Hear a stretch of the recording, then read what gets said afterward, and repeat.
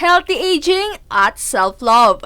Yan ang isa sa mga pinapahalagaan ngayon ng young celebrity mom na si Jenica Garcia. Ito ay matapos si bahagi ng aktres sa isang panayam nitong Webes sa isang anibersaryo at launching event ng isang beauty brand na kanyang ini-endorso. Anya, that sleep and water is very important. Once you reach the age of 30 and you get very little sleep, you'll notice how different your skin is the morning you wake up when you get a good night rest. And I'm a strong believer kasi talaga na prevention is really better than cure. So, huwag mong idadahilan sa sarili mo na okay lang, bata naman ako, kaya ko naman yung mga 2-3 hours of sleep. Kasi, hahabulin ka ng fine lines. Please don't.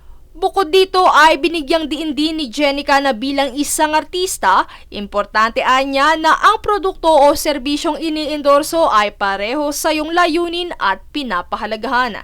Partikular dito ay ang mga kumpanyang may mabuting layunin at pinaniniwalaan niyang nagpapahalaga sa mga kliyente at empleyado.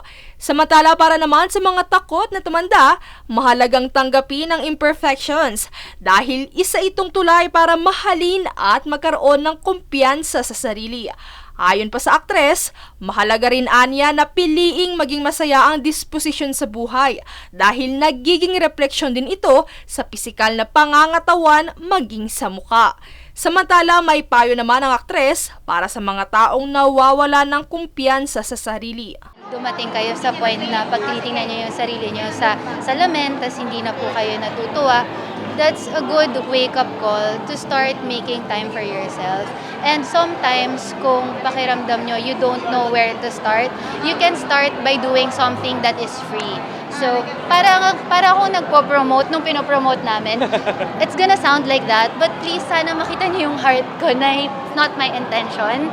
I really do want to be of help to you because I know how it feels to not feel beautiful. Princess Castro naghahatid ng showbiz updates para sa One Media Network.